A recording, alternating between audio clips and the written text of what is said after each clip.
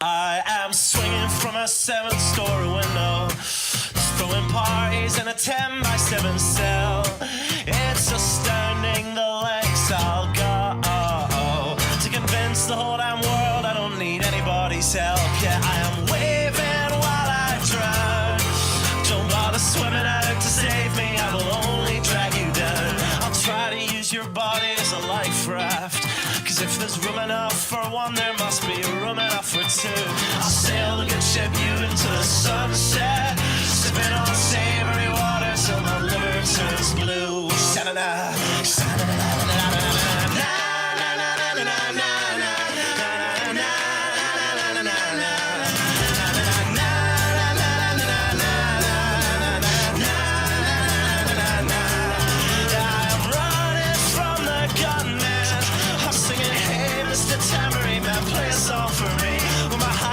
Is broadcast in the evening news. I will be relieved. La,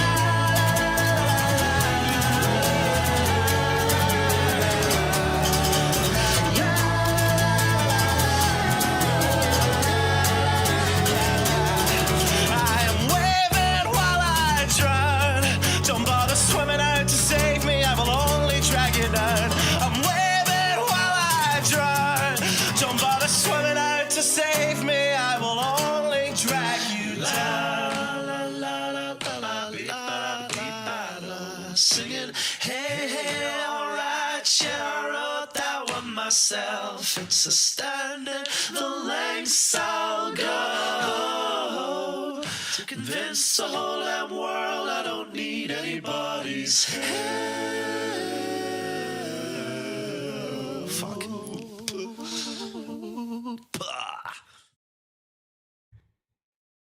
Everybody, put away your pens, put away your pencils, step away from the keyboards, and settle in for this week's episode of the Writer's Block. It is me, Matt Wright, your wonderful host of tonight's episode. Truly just thanking you for being here on a Thursday evening watching the Writer's Block, a Muddied Waters Media production. I know there are a lot of things that you can be doing on Thursday nights, and I appreciate the fact that you choose to spend them here with me. No matter where you're watching this, if you're watching this on Float, if you're watching this on Twitch, if you're watching this on YouTube, Twitter, Facebook, wherever, LinkedIn, I think, I don't know, make sure that you like or whatever you like, you heart, you do whatever they want you to do on that app to let people know that you like it. Comment and share. Like, comment, and share everywhere. And if you have not yet subscribed on any of those platforms, make sure you do. Make sure that anytime Muddied Waters Media goes live, your phone just explodes with notifications. Send it out to all of your friends, all of your family, all of your loved ones, and even those that you hate. Give the gift of Muddied Waters today. Along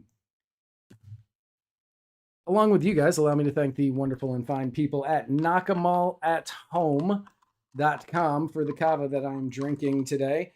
Knock'emallathome.com is the finest in kava providers on the internet. So be sure to go visit them for your kava. Bula Vinaka. Before I bring on my guests, let me pay off some bills. Starting off with the Libertarian Party Waffle House Caucus, the fastest growing and second largest caucus in the Libertarian Party, and the only waffle-related caucus possibly anywhere. I think that the GOP has pancakes and the Dems have vegan bacon. But we have waffles here at the Libertarian Party. And if you want to become a member of the Libertarian Party Waffle House Caucus, join the exclusive group that's not really all that exclusive on Facebook.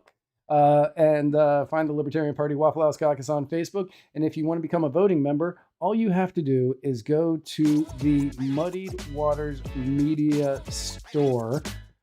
Muddied Waters Media Store, where you can pick up Waffle House Caucus gear, including buttons and shirts. And once you do that, you will become an official voting member. You can also get other great content or other great clothing items at the store that we have there.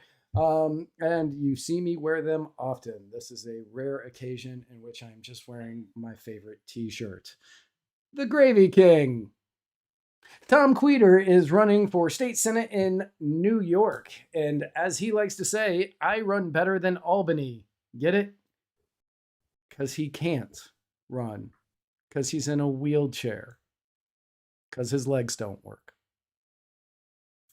But if you go to tomfor52.com, that's TOMFOR52.com, you can support Tom Queter in his bid to be the first, maybe, I don't know if that's true, first state senator in New York not to need the chair in the Senate chambers because he comes with one. Mudwater. Mudwater is for all of you out there who wake up in the morning and go, you know what I don't want? A delicious hot cup of coffee. Instead, I want something that tastes so much worse and has 1/7 of the caffeine. It is the coffee alternative that has masala chai, cacao, mushrooms, turmeric, sea salt, cinnamon, and that is it. If you are one of those people out there who hate coffee and yourself, go to muddyedwatersmedia.com/mud to make the switch today. Stitches and glitches and defy the power. They are the absolute finest in tumbler makers, not only in the Libertarian Party, but everywhere else in the world. They have a wide variety of tumblers for you to choose from, and so many customizations that you can do to these tumblers. You can make each tumbler personal and your own. If you use the code MuddyTumbler, you get 10% off, but that ends on Halloween. I think midnight. East Coast, probably. I'm not 100% sure, but it ends on Sunday. So if you want to get people a wonderful and fantastic gift for the holiday season that will last through the apocalypse, that will keep their drinks cold and or hot the way that they want them to be, it won't make your cold drinks hot. It knows what you want. Go to stitchesandglitches.com or defythepower.com. Use code MuddyTumbler for 10% off and get the greatest gift that anybody could possibly ever get for this holiday season. Joe Solosky is running for governor of Pennsylvania. And honestly, if you live in the Pennsylvania region of these United States, there is no better person that you can vote for. Not only is he the voice of Muddied Waters of Freedom on Tuesday nights, but he is the kindest, warmest, gentlest man I have ever spoken with, and he deserves everybody's vote. He is also a firm believer in freedom and liberty, and nobody can deny that. If you live in the Pennsylvania region of these United States, vote for Joe Solosky. He is the key to making Pennsylvania mightier than the sword of authoritarianism. Jack Casey, he wrote some books. I have not read these books. I'm never going to read these books, but people tell me they're good. The Royal Green and Silver Throned and Crowned by Gold. I can say a lot about Jack Casey, but this week, what I'm going to say is Jack Casey's a fantastic human being. Jack Casey's a fantastic human being, and you should all go and purchase these books. And let me know if they are any good, so that way I don't feel bad about the fact that I make fun of them as much as I do. I love you, Jack. Thank you for your continued support of Muddied Waters Media. Yeah, so got a great guest tonight. I'm very excited to have him on. He is a libertarian in Detroit, which is already seemingly a weird statement just to think about it, because I didn't think anybody other than Democrats lived in Detroit. But not only that, he worked on the Gary Johnson campaign in 2016, and he has decided to run for police commissioner, which may sound like an oxymoron, but we are going to go into why it is not. So please welcome my 69th guest, everybody, Scotty Boman. Hey, Hello. Scotty, how are you? All right, out there in cyberspace. Hi, I'm doing pretty good. How are you? I'm doing well. I live down here in Florida. And the heat has finally seemed to have broken. Um, we're what is it, October 28th, and I think tomorrow is going to be the first day since like February where the high is not going to be 80 or higher. So I'm very excited about this upcoming weekend. Yeah, it's getting pretty cold over here in Detroit. We had a decently warm day today, which was good because we managed to visit a lot of households. It's been other days like tomorrow, it's probably gonna be raining, and there's other things I need to catch up on that I've been putting off because I've been using literally every available moment of daylight, at least in the afternoon, through what was the evening, and now it's pretty much just becoming the afternoon, to go door to door and talk to people about why they should make me their police commissioner. And now, as far as Detroit, you are correct that the vast majority of voters, I wouldn't say all of them, but Right. let's say 85% of the voters in Detroit, and I think that's an actual statistic, are Democrats. And of the remaining 15%, they're probably, I don't know, maybe 13% are independents that vote Democrat most of the time. And then, there's libertarians and Republicans and Greens and whatever else kind of there on the left over. Yeah, and Um, scattered in that last 2%, that last 2% of people in yeah, Detroit are like that's yeah, every other fringe party plus the Republicans. right. But here's the other part of it. The municipal elections in Detroit are 100% nonpartisan. Okay. Which, I mean, it might as well be. You're not going to have it'd be like one party rule otherwise.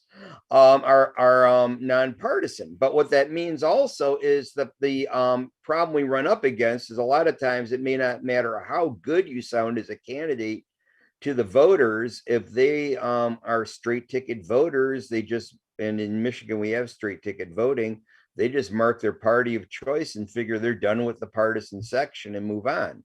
Well, this way they're actually voting for candidates, they're voting for individuals, they're not voting for political parties. So that right there is already a major equalizer, that myself and my opponent, neither one is listed as part of a party. We're both listed just by our names and under the office we're running for. And then beyond that, people need to look into us and find out about us, or we can tell them about us. And what I've been doing then is, focusing on what I actually plan to be doing. And a lot of my positions are very popular among people who aren't necessarily libertarians. The Board of Police Commissioners, and here's one thing, the oxymoron part, I should go right over to what is the Board of Police Commissioners. Right.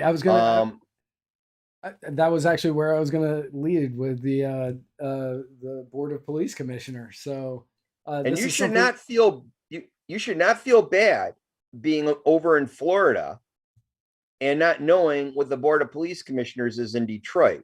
Because most of the people in Detroit, and I ran for this 4 years ago, well, against the same person.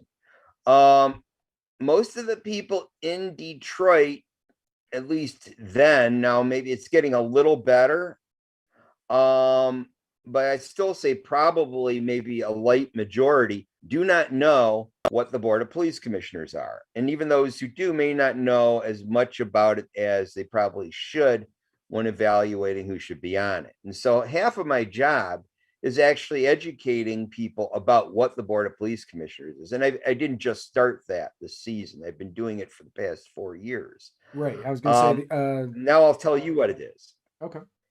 It's not part of the police department. And I start with that always. It is not part of the police department. I am not running to be the chief law enforcement officer in Detroit. The chief Okay. law enforcement officer in Detroit is the chief of police. And that person is actually appointed by the mayor from a list of people provided to him by the Board of Police Commissioners. So they do have something to do with police, but Gotcha. they're not officers. The other thing about the Board of Police Commissioners, what do they do? Well, and you probably, most people, let's just be honest. the one place where 90% of the people probably think of what is a police commissioner, and they look for some source of information is tell me what you think I'm about to say. So, if I think of a police commissioner, I think of somebody who oversees the different departments of the police. But what would your reference be? What would be the one thing you something specific, something concrete that most people would recognize if you said it? Um, it's like the president of the police would be Right, but that. I mean, is there a source where do you hear about a police commissioner? Oh, well, I like Brooklyn Nine-Nine is where most of my knowledge of what the police commissioner Oh, does. okay, that's totally different. I just assumed you'd say Batman. And I Okay, assumed all wrong. right, yeah, commission, yeah, that also makes sense. Commissioner In all Gordon. fairness, I was trying to remember. I could not, was blanking on the name of the movie with Axel Foley that Oh, took place okay. in Detroit, and I was trying to think of that as hard as I could, and I was like, it just was Right. not coming to me. Yeah, but most people I talk to, it's automatically they somewhere in the back of their mind, they're defining police commissioner based upon the character in Batman. And that person does seem awful like a lot like a police chief. And then also people watch daytime soaps on General Hospital. The police commissioner of Port Charles is a lot like a chief of police. But in Detroit, and it used to be this way, up until 1974, we also had one commissioner, and it probably wasn't that far off from that. Right. We had a chief and a commissioner, and probably a lot of other cities do it that way. But in Detroit, what it is an oversight board. Specifically, it's a civilian oversight board. And the purpose is that people have some place to take a complaint about police other than another officer. We have something called internal affairs. Most police departments do. And that's where police police the police. And if someone has a problem with a police officer, they could go to internal affairs. And if it's the kind of thing that police would be against each other on, they might have some success. But a lot of people are not comfortable going to police with complaints about police. And the Board of Police Commissioners was created in 1974 specifically to do that. In Detroit, we had this unit called Stress.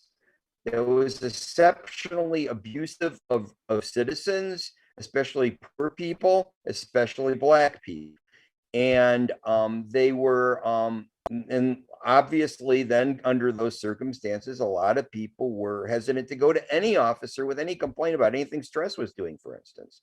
And so the charter was amended, which is the overriding document, the constitution of the city back then, so that people would have this independent board to oversee the police. Okay. And then Coleman A. Young, Detroit's first Black mayor, who then stayed in office for multiple terms, right, he ended up appointing that board. And the first appointees, I don't believe any of them were former police officers. And since then, some have been, some haven't been. And the guy I'm running against, his big claim to why he should be elected is, after all, he was served 30 years on the Detroit Police Department. And to me, that is a big disqualifier, because if you're trying to evaluate abusive behavior by police officers, now there are some former cops that rise above it, are able to kind of put that behind them and look at things objectively. This man can't. He is blue, and I think he's blue all through. He probably has blue blood running through him, and I don't mean royalty. I mean police blood running through his whole body. This man is as blue as they get, the thin blue line. He's really a isn't rubber just a stamp sticker for on his whatever the truck. police department wants. Yeah, he is not doing the oversight job. And so when I approach people in Detroit and they find out, one, what is the Board of Police Commissioners? Two, what are you going to do? And then I talk to them, then I start getting somewhere. And then I become, I'm actually quite popular once people have a chance to meet me, and once people have had a time to understand what the Board of Police Commissioners is. Right. Now, so you were elected in 2020, last year. to Detroit's Community Advisory Council with 20,357 votes. According to Yes. my notes here. I might be off, but I doubt it because I know who did these notes. So what is the Detroit's Community Advisory Council? Okay, and what that is it's also part of the city government that Okay. is tasked with improving communication between city council and residents and helping residents navigate Detroit's government. Unlike any other part of Detroit's government, they do not receive any taxpayer dollars. So some people might go, and actually, I should add that we have 7 districts in Detroit. They're split up based upon population to even it out and they have to adjust it. They're going to redistrict because of the census soon. And the reason we even have a community advisory council is because in 2019, so it's like, here's my summers. 2019, I spent creating community. Well, I didn't single-handedly do it. I single-handedly petitioned to create the community advisory council, collecting thousands of signatures to make that happen. And so I could really credit every signer with helping create it. And that a lot of people might think, well, a libertarian adding to the government, that's terrible. What kind of libertarian is that? But they don't get any taxpayer dollars. And so it's not like we're taking anything from anybody. It might cost a little more ink to print the ballots, but that's about it. And again, it's really just to amplify the community's voice to the city council. So as far as, my views, how does that affect why people would have chosen me? And it's because, well, all I'm doing is amplifying their views to the city council. I'm not making legislation. I'm not really imposing any particular agenda because that isn't what the job involves. And so that's where, again, it's a nonpartisan ballot. I actually got more votes than my current opponent earned when he ran against me in 2017. Plus, if I were to count the number of votes our city council person in the same district earned in 2017 and added those together, I still got more votes than that in 2020 when I ran for community advisory council. I spent that summer campaigning. And then summer 2021, I've been campaigning for this. Right. But that I got a lot of, but it was also one of the best attended elections ever. And there were 5 openings, and I'm the only person who got his name on the ballot. The other 2, where we had, because maybe I guess people are in it for money. We don't get paid. The other 2 were we did have Gregory Creswell, who was just out helping me campaign a few minutes ago. And he is also in the Community Advisory Council because he handed in the paper to be a write-in candidate. And we had one other write-in candidate who was a Democrat, but of course it's not partisan ballot, but that's what he's run for office for as before. And we all got on there, and it came out pretty good. We got 3 of us. It wasn't quite a quorum, and so we had some fuss going on trying to get other people appointed by our council person. And we now have at least 6 out of what should be 7 members on that body. And we have been meeting every month, and the charter only requires us to meet 4 times a year, but there's like a whole lot more going on in the city than 4 times a year is going to cover. Right. And one interesting twist is Detroit has a city council where some of the council people are dedicated to the whole city and other ones are committed to certain regions, to the districts. Our district council person, who's the main guy we're supposed to interact with, well, he ended up getting indicted on bribery charges, and he had to resign. So we never did get our youth representative appointed. That was the one appointee he never got around to.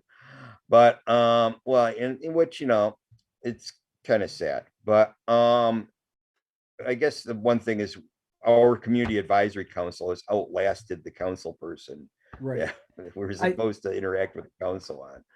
Like I had to chuckle at that a little bit because I was absolutely shocked, just shocked that a politician from Detroit was indicted on bribery charges. I can't believe it. So why is it that how it why did you get so involved in law enforcement and wanting to oversee the police? Like how did you find yourself there? Well, I really found out about the I gotta stop looking at my own image. I think I'm Yeah. tipping my head trying to keep up with it. Maybe that's what Reagan used to do because he always used to tip his head that way. Yeah, just he was just looking Yeah, at if you himself watch it, just he talk like while he's talking. well, But here yeah, in one thing America. that got me interested in it was back in 2013. I had a experience where I was campaigning and for city clerk at the time, and there was an incident that happened. And I don't know really how far.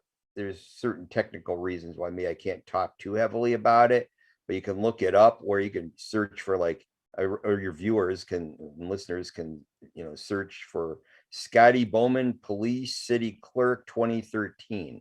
Okay. And what they'll find is a story about an interaction between myself and a campus police officer who is also retired Detroit police officer, and my efforts to basically be a whistleblower on campaign violations by the city clerk, who at the time was my opponent and who's still in office, by the way. And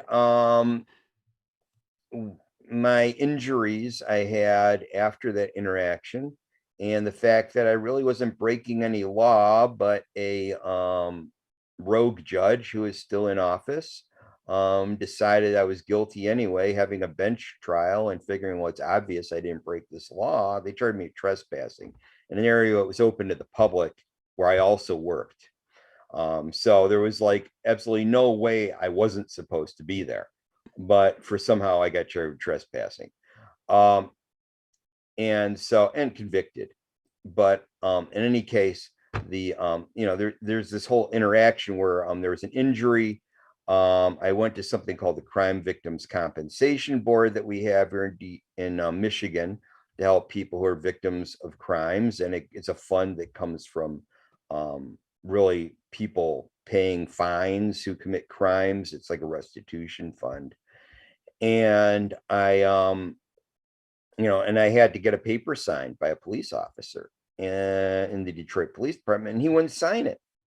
He refused to sign the thing. He's like, nobody don't want to do that. And so I ended up having, I was like, who do I go to make a police officer do something? And I found out then about the Board of Police Commissioners, which actually I'd found out around the same time that it existed because it was an election. And it was the first year that the Board of Police Office Commissioners, which used to be appointed, became elected. So we were hearing about it also from the candidates. And that's actually my opponent got elected then and has been in ever since. But I went then to the Board of Police Commissioners with my complaint. And that's where I found out that, oh, they have this office of the chief investigator, and that person can investigate my complaint.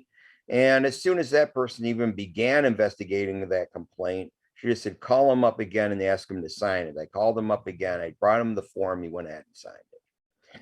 So So that was how I first learned about it. I also learned in that whole experience how ridiculously, I mean, not that I was really that naive about the system to begin with, but it's one thing to hear about it from a distance, and it's another to actually be in it, right in the midst of right everything, in the thick and of it. just to see how ridiculously stacked the system is against civilians, and how it's really just completely takes the word of police, no matter how much evidence you have to the contrary. So you said that back in 2013, and I know that we can't get into the incident for whatever reason. People, 2013, Scotty Boman, police, city clerk. Google that, people, so you can find out more information. You said that you were at the campus, which was a public place that you worked at. What was your background? What were like you were running for I city clerk, teach but what? math and physics and still do. Okay. I was teaching a math class over there, but the reason that particular area was open to the general public, and the reason that anything to do with the city clerk, is they also have early voting in Detroit, and the community college is one of the early voting locations. And so Okay. I was in the area where they were doing the early voting, and where our clerk, I can talk about this, our city clerk had a great big banner up with her name on it that was less than 100 feet from the polling location, whereas other people couldn't do anything to campaign in less than 100 feet from the polling station. And her voting materials, they actually had printed on them. If you took out your instructions for your absentee ballot, it said in giant print among the much smaller print instructions, Janice Winfrey, city clerk, in big giant letters. And so it was, that was like quite a promotion to have there right next to the ballot. No one else got to do that. And ultimately, by the way, my complaint did turn into something as far as that goes. The Secretary of State, contacted her deputy clerk and said, you know what, you can't do that. And he talked to her, and next thing you knew, all this stuff that had her name on it connected with the voting process had it removed.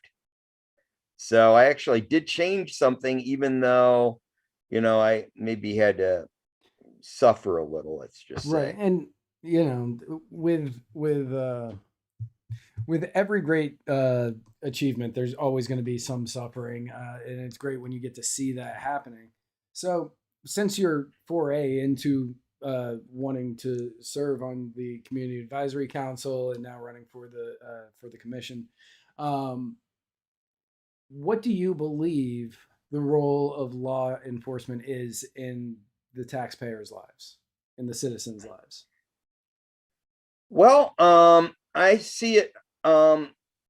First, I'm a gradualist, and not a gradualist because I think there's anything necessarily virtuous about hanging on to a little bit of aggression as you move along, because I don't, but just as a practical matter. I don't think you're going to get anywhere other than maybe, it might get some people to think about it, but you're not going to, if you're actually trying to create change this year or next year in the near future, you're not going to do it by taking the most extreme position and saying we should do this now. And so instead, I see minarchism kind of as a good stopping point along the long journey toward the complete removal of aggression, which ultimately I would like to see. So somewhere between here and there, we have less aggression. Part of that also means that people need to be free enough to be able to challenge the system without the system having all kinds of different mechanisms in place to keep people down. And so as a process, within the process, we need to be able to have a means of the common citizen, the individual, being able to push back against excesses. Of course, I mean, for libertarians, almost everything government does is an excess, but Yeah, excesses that almost anyone would recognize is excessive against individuals. And one way to do that is to have oversight boards like the Board of Police Commissioners, which is able to deal with officers who go beyond what the law allows them to do aggressively.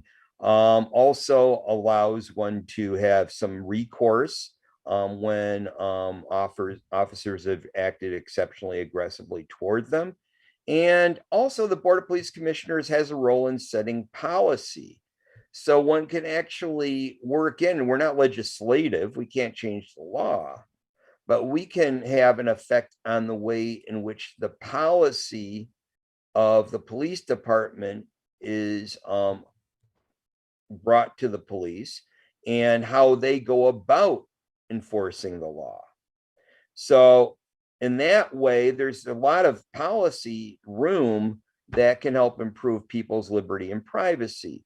To if there's a decision on whether or not to support and make as part of the department's use certain surveillance technology that invades people's privacy, well, that's something I, as a police commissioner, could have a role in if elected, in order to say, no, we don't want to give up our privacy for a tiny bit of imagined security. And in fact, some of the surveillance technology, like facial recognition technology, isn't even reliable at that, beyond the fact that if it is reliable, it could be quite dangerous. And in fact, I guess China has it fine-tuned a little better and is using it like with their social credit system, Right. which really treats people differently based upon all kinds of personal behavior that they have. So that's one area. And then there's the area of excessive force, is the area of when is it okay to do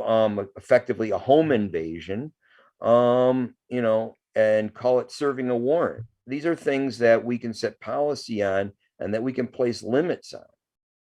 So we've got a question from one of the people watching right now, John Morrissey, owner of Stitches and Glitches and defythepower.com. But he said, would you be able to fire or recommend terminations in this office? Like if there is an officer out there with lots of excessive force? Excellent question. And the answer is yes, if the charter, which is the governing document of our city, is followed. And no, if an usurping judge decides otherwise.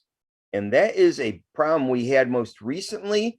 I'll be specific about a case we had here where a woman named Shelby Smith was she was and there was a series of events leading up to it, but ultimately she found herself in a emergency room at a hospital with a few police officers present. I think there were at least 3 of them. And one of those police officers took it upon himself. In fact, I know there were at least 3 of them, because one of them was kind of holding this woman in place pretty much. And the other one was trying to pull this one officer off her, who was beating her up, who was repeatedly punching her, using her like a punching bag. The reason this even came to light is, well, guess what? Somebody had a phone in a lobby that had a camera and video on it and uploaded it to the internet, and it went viral, and there you go. In 2018, in August, that is when this happened. Okay. All right. So this man, he was a corporal at the time named Dwayne Jones. He ended up being a vet. And once this got caught to light, the Board of Police Commissioners then did have one decision to make about him. And the police chief had actually requested that he be, and that's Chief Craig, who is our former police chief now, had requested that he be suspended without pay, which is a pretty standard thing when, that's like that's the go-to. That's like when you're taking a test, you circle C if you don't know the answer. Okay. Yeah. And but instead, well, I guess instead the Board of Police Commissioners voted to suspend him with pay, which comes out to him actually getting it's a paid vacation. And there we go. I'm trying to get my thing there. I'm trying to get in the middle of the picture. Right. Oh, here we go. And it's backwards, so when you're moving it, it's gonna go the opposite direction. That you so think. It looks like, so everything looks forward, so people actually read if they see my shirt. Right. But exactly. Yeah. So but what happened was my opponent was among those voting, and up until I rewatched the video the other day, it seemed like, because it was really hard to tell how they were voting. It was supposedly a roll call vote, but they didn't really make it clear who was voting how, unless you were really being careful about it. I finally figured out what he did is he waited until everyone else had voted. And when he realized that if he abstained, and if one other person who was still trying to make up his mind wasn't allowed to vote, then Jones would be suspended with pay. And so he simply didn't vote at all. And then when one of the commissioners who later told me he would have voted to suspend without pay, just said, okay, I'm ready to vote now, I've made up my mind. my opponent was like, no, it's too late. We're already done voting, because he was chairing the meeting. Oh, And so I just assumed that, obviously he must have voted to suspend without pay. Well, looking back, suspended with pay, like he right. voted in favor of the guy getting paid. I looked back at it later and realized, no, he just waited until he didn't have to vote at all. And it was a foregone conclusion. So then he had probable deniability. And this guy's really good at probable deniability. And so when later on he's asked, well, is there any decision of the board? And this is like when he's asked by like a newspaper, is there any decision of that board that you regret? He said, oh, yes, I should have lobbied my colleagues more to vote to suspend the guy without pay. Well, maybe you should have voted yourself to suspend the guy without pay. He didn't even do that. So, the man's like great at kind of mincing words, make it sound like he's for one thing when he's for something else. So anyway, I digress, because I wanted to talk about what actually happened in this case that you brought up about, can you fire them? Right. Well, and so the next thing that happened is this officer ultimately was convicted of assault in the court of law. As he should be. And you think, well, okay, you got a cop convicted of assault. Maybe he won't have a job anymore. Oh, but no, he still had a job, and he came up for a promotion, and they promoted him. So after he beats up a woman in a hospital, and after he's convicted of assault, and he's convicted of assault by they promote a violent criminal. Right. They promoted him. Welcome to Detroit. Well, yeah. Yeah. So they promoted a violent criminal, and then later on, apparently now it's like, I guess now you could say, well, you can't call me a violent criminal now because I'm getting a second trial. Of course, he's managed to get some judge to grant him a second trial, but okay, at the time he had been granted a second trial. So at the time he was a convicted violent criminal. Right. And you might say, well, okay, how did he get promoted? Well, our charter says the Board of Police Commissioners is the final word on promotions. Unanimously, all of them, including my opponent, to his credit, voted against the promotion. But of course, some of them, I think, were quite disingenuous in doing this, because some of them already knew what was coming up next. And what came up next was that, and this is really some weird legalistic gobbledygunk here. I mean, this is the swamp. I shouldn't even use that metaphor, because some people I don't like use the swamp. Right. But anyway, I don't even talk about that orange swamp thing or whatever. But anyway, what they ended up doing was the DPOA, which is Detroit Police Officers Association, and I don't really blame them, because unions are supposed to do everything for their members no matter what. And okay, so what they did for their member, being Dwayne Jones here, is they went to court and said, well, you know what, according to the labor contract, if you can check this box, and this box, then you're up for a promotion. Well, never mind the exception that he was convicted of a violent crime. He was convicted of assault.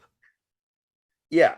And that but anyway, the contract didn't say anything about, well, whether or not he was convicted of a violent crime. So they're arbitrary, but of course the charter should still be above that, because the charter is the ruling document of the city. And it says that the Board of Police Commissioners is the final word on promotions.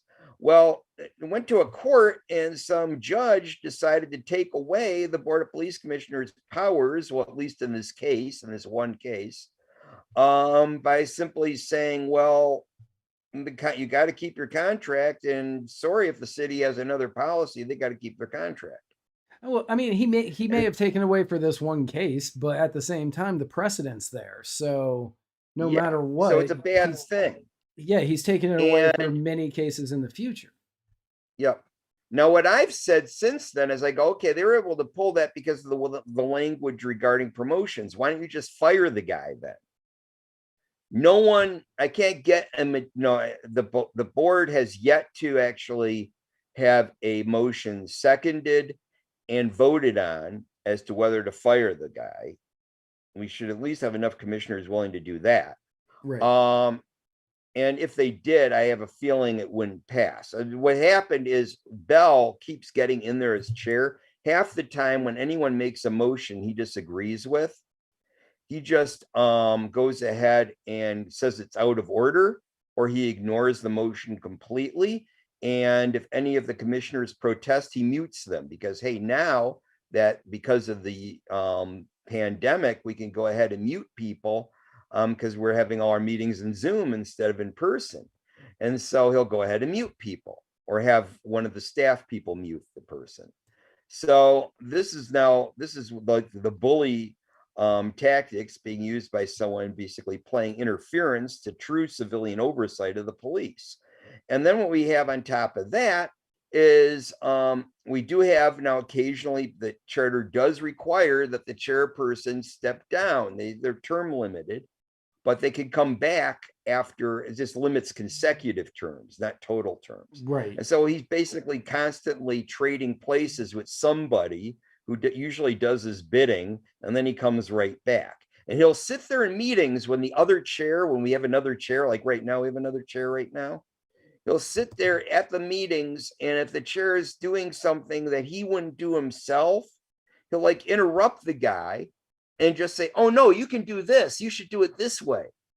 Even though so he's you know, leading he's from not behind. even chair right now, but Right. he's like wielding that kind of power behind the scenes. And if we could get this one guy out, I think the entire police commission would improve. And Because is this really the guy that's your opponent? Yeah, he is Okay. really the most powerful person on the board of police commissioners and the most obstructionist person on the board of police commissioners to true police accountability and real civilian oversight. So switching gears a little bit, because we're running out of time and I want to get to a couple other things, but you founded the Detroit Residents Advancing Civilian Oversight, which is a group dedicated to educating Detroiters on the role of the police commissioners. So they can, so they may use the resource to protect liberties and safety of themselves and their neighbors. Has this oversight committee, the Draco, has Draco ended up? Has it been catching people? Has it been like? By the way, may I first ask real quick, how much time do we have left? About 10, 15 minutes. Okay, because there are some things I wanted to kind of make a Okay. pitch for in there, but maybe you already know. Yeah. Before No, we I got finish, some but- notes here. Okay. Yeah. Detroit Residents Advancing Civilian Oversight. I created this group specifically because of my experience in 2017 of finding out that most people had no idea what a police commissioner was. And so in between, I just, and I realized that, I mean, there was partially the long-term aspect of, well, if I run again, I'm going to have the same problem unless people know what a police commissioner is. The other part of it, though, is in general, people should know about their government and should know what it is. Right. And regardless of whether it's me or somebody else, they should be electing a commissioner who's going to do civilian oversight and not somebody who they're imagining should be the top cop. And so based upon that, I formed the group. And now I always pronounced it Draco. And when I was growing up, DRACO was always pronounced Draco. And then now I'm noticing, and I don't know when the language turns, but in the past maybe 5 years or so, I've noticed more and more people saying Draco. So it's some kind of linguistic turnaround or something. Wasn't that the villain in Rocky IV? Oh, that was Drago. I'm thinking of Apollo Creed, and He was the Russian guy in Rocky IV. the Russian. one That that was would like, have been this. Okay, I'm thinking of I other must Rockies. break you. It may have been, and but yeah, now I hardly ever hear anybody say Draco anymore. But if you watch any old movie or something, you'll realize that people used to say Draco, and now suddenly people say Draco. So I'm not quite sure when it changed, but it just did. It's kind of like, all my life, this carbonated beverage was called pop, and then people start calling it soda. So in any case, yeah, that's, I call it Draco. You can call it Draco. I guess I don't care. All right. But yeah, the whole point was to educate people about the Board of Police Commissioners. And I even, at some point, the group took on a bigger mission because we had a vote in. First of all, it was to get a charter revision on the ballot. There was one vote, and if the charter, I mean, if the charter revision got voted for, that would open up the entire document to change. Being distrustful of politicians and politics and the fact that this got zero publicity before the election it was in, I thought that it would be a bad thing. And so to protect against this, the first mission we had Draco doing was going around and getting literature out to people, advising them why they shouldn't vote for this because it might endanger civilian oversight in Detroit. Well, what ended up happening is it passed. Most people, if they know nothing in Detroit, usually will vote yes instead of no on something. I found it's more likely for a proposal to pass than to fail That's if there's so no weird information to about it me. out publicly. People think it's probably good if they put it on the ballot. Anyway, we got a charter commission. Well, I wanted to stay on this because I wanted to make sure that there wasn't going to be a destruction of civilian oversight. We ended up being part of the whole vetting process, and it passed out literature and stuff about answers candidates for the charter commission gave regarding civilian oversight. And then once they got elected, and actually we had a slight majority of the people we liked on there, and eventually they all kind of came around. We actually then we got chosen by one of the charter commissioners to organize a focus group and I became the chairperson and eventually had a co-chair of a focus group on civilian oversight in the police department. We were actually going to write the rules for how the Board of Police Commissioners was going to be different than it is now, actually be even stronger.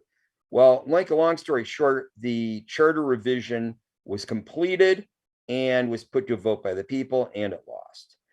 Big, powerful businesses like the ones that are now funding my opponent, or whatever these groups, with these mysterious names with unseen contributors and lots of money, ended up doing a huge ad campaign with great big billboards just saying P is a problem. That was the letter it had.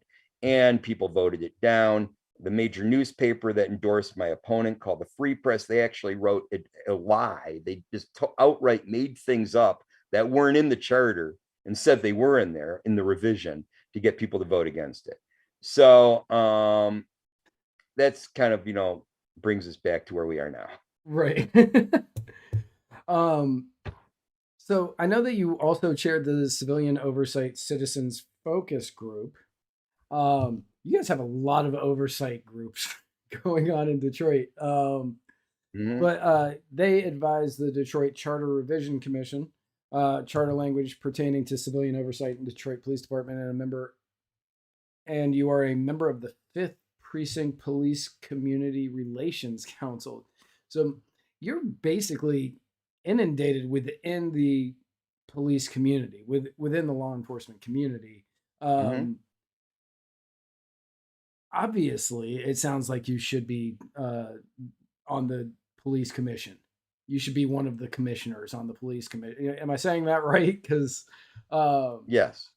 But so, what is the big what's the big why? Why are you running for this position? What is your end goal? My end goal is to really transform policing in Detroit to be something that is much more friendly to the residents, where there's a stronger barrier against abuse of power, where more people feel safe. I mean, they call it public safety, and part of that is being safe from violent crime, of course, and criminals that are outside the government.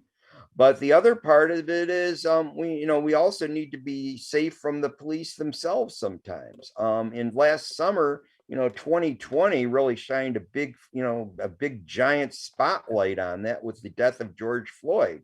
But it wasn't like he was the first person to die at the hands of police. We've had, incidents here in Detroit. And I mentioned one where the woman lived, but the point is this is not something that just a singular event. It just got people, it was like a last straw that broke the camel's back, if you will. And we need to realize that there is obviously government is, as Jefferson said, a fearsome master.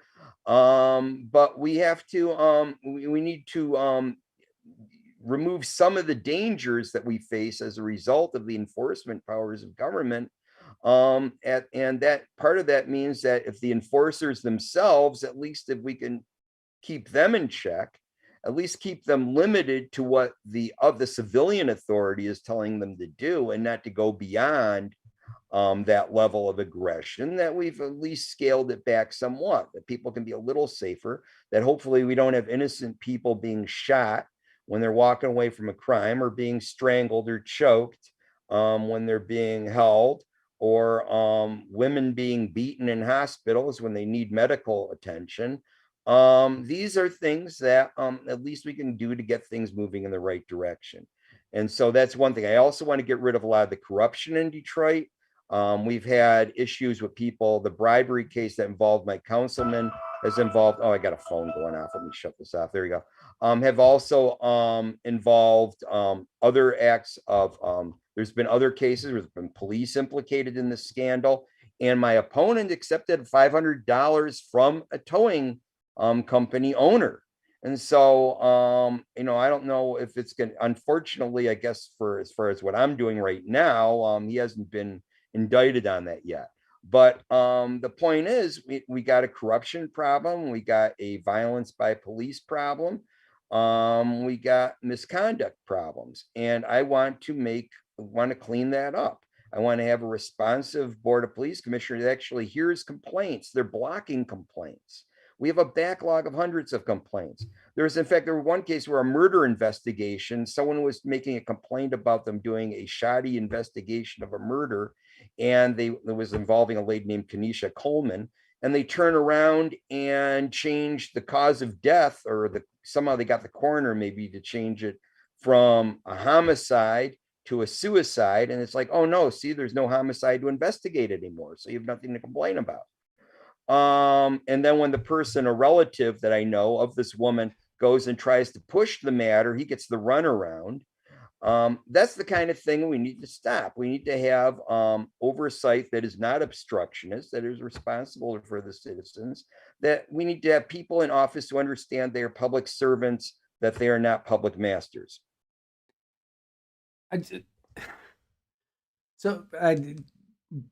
Before I ask you to just pitch everything that you've got going on, I just want to say it's amazing to me that the city of Detroit took a math and physics professor at the college, and while he's running for city clerk,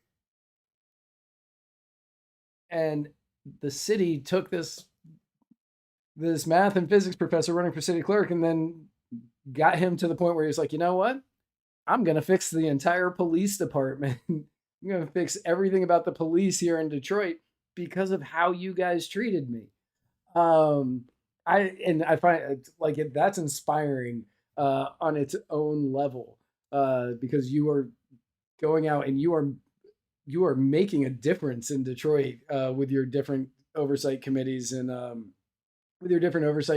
the fact that you're continually trying to fight against the corruption that's going on there. So kudos, good on you. You are walking the walk and talking the talk. So before I let you go, I know that you got some stuff that you said you wanted to pitch. What do you got for the people who are watching or listening? Well, this is probably one of the best funded campaigns I've been involved with. However, as I said earlier, my opponent has a group of people that, while they're not donating to his campaign directly, what they're doing is they're advertising for him. They got a campaign to get him reelected. And this is the same outfit that defeated a proposal just by inundating the public with tons of advertising. Right. They've stepped up a level where I've managed to step up my campaign. They've stepped it up, and it keeps going like that. I expect them to keep it going. And the one way to push back is I need to take this all the way through election day, the last election day, I call it, because we have voting going all the time, and have a strong campaign all the way up to 8 p.m. on Tuesday. And to do that, I need paid poll workers. Unfortunately, it's just hard to get people to volunteer to hang out there from 7 a.m. to 8 p.m.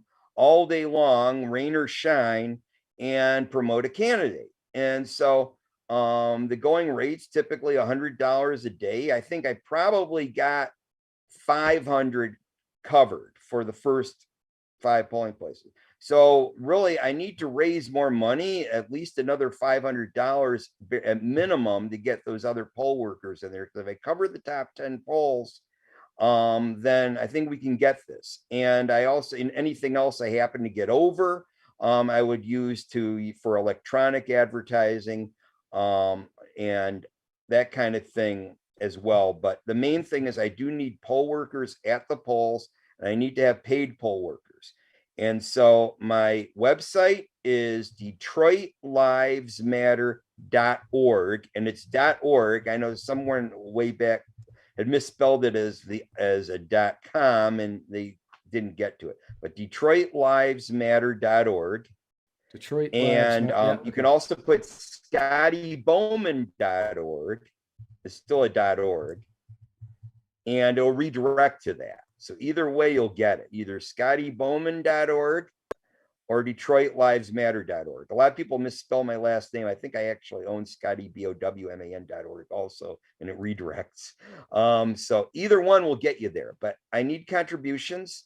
At this point, really, unless you live in Southeast Michigan, in which case I will drive out and get the check from you. You need to really do it digitally. And I got a PayPal link there. You don't have to have PayPal to use the PayPal link. You can scroll down, pay as guest, and use a debit or a Visa or MasterCard. Excellent. Well, so thank you so much for taking time out. Like, you have an election coming up on Tuesday. And I appreciate you taking the time to sit and talk with me, because anybody watching this show right now, like I said at the beginning, they have a lot of choices for a Thursday evening. It's a lot of drink specials going on across the country tonight. Mhm. So I appreciate that they choose to spend it here watching me. But you have an election going on, and you're in the final 5 days of it. So I am definitely appreciative that you are here spending time with me to talk about it. So I put DetroitLivesMatter.org and ScottyBowman.org into the comments across platforms, so people should be able to find it.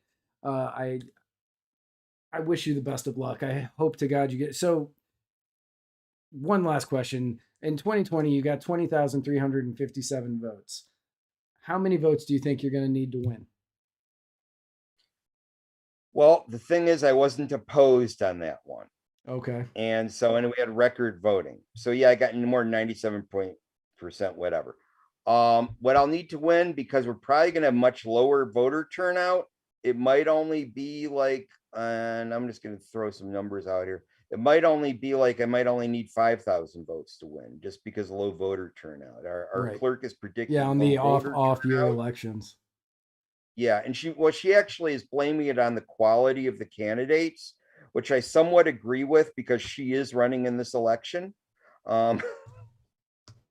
And she is responsible for encouraging voter turnout. So yeah, okay, the quality of one of the candidates at least may be the reason.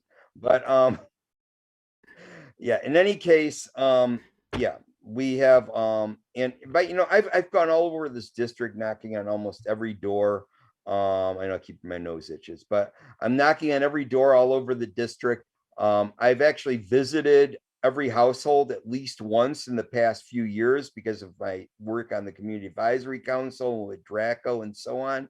So I've been all over the place. And by the way, if you're interested in Draco, it's draco.life. A lot of people may not know what the suffix would be on that. Yeah, so this is a serious campaign.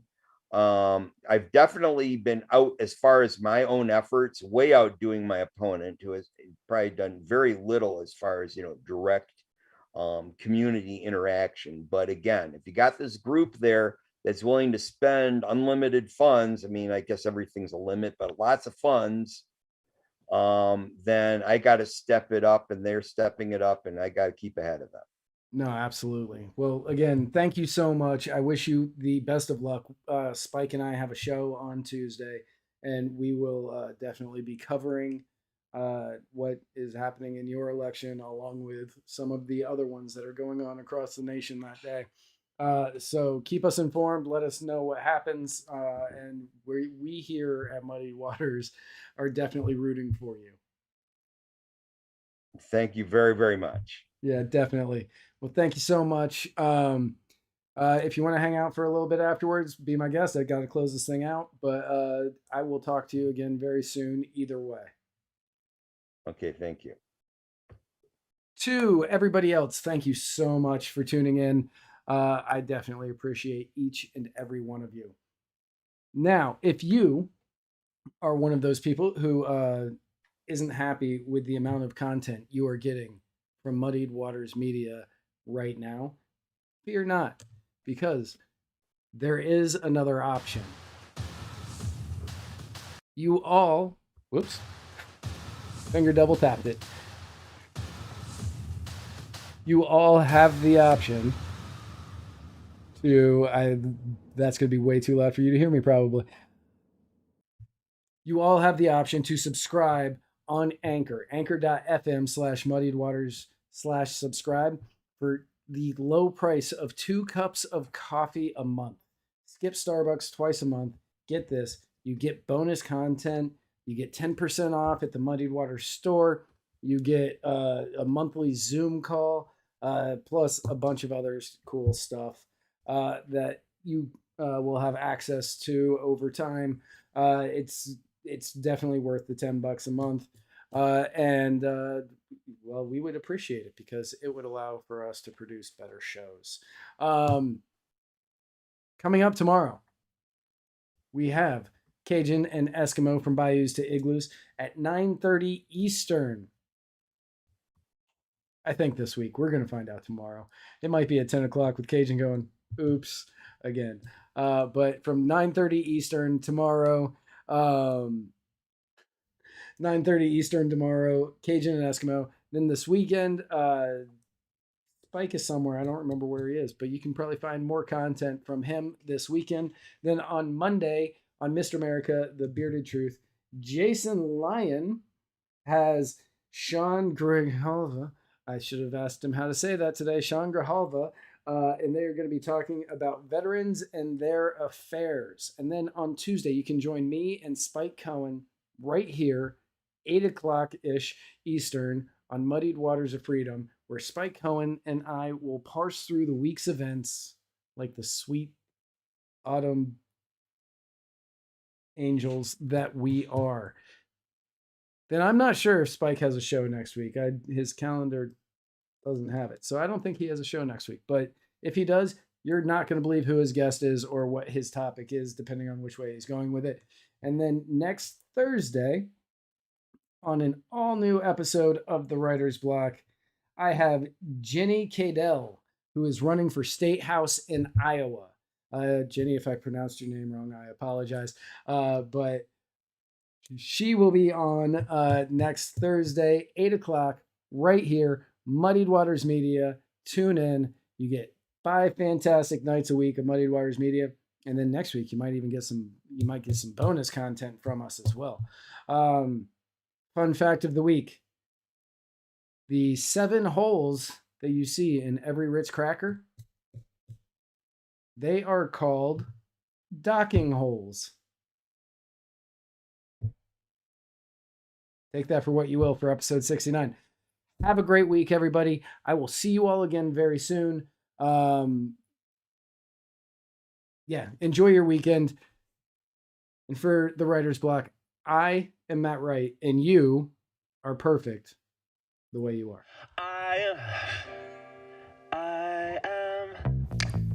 I am swinging from a 7-story window, throwing parties in a 10-by-7 cell.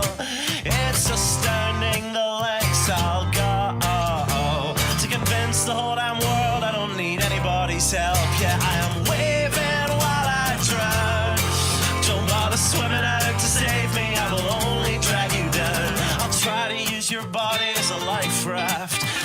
there's room enough for one, there must be room enough for two. I'll sail the good ship you into the sunset, sipping on savory water till my liver turns blue. Sha-na-na, sha-na-na-na-na-na-na-na-na.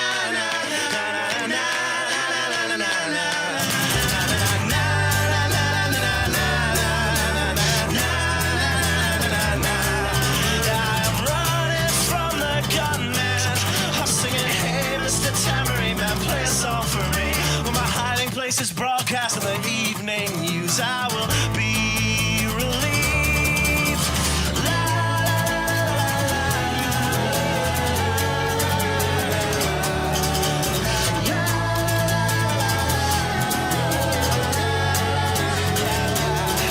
I am waving while I drown. Don't bother swimming out to save me, I will only drag you down. I'm waving while I drown.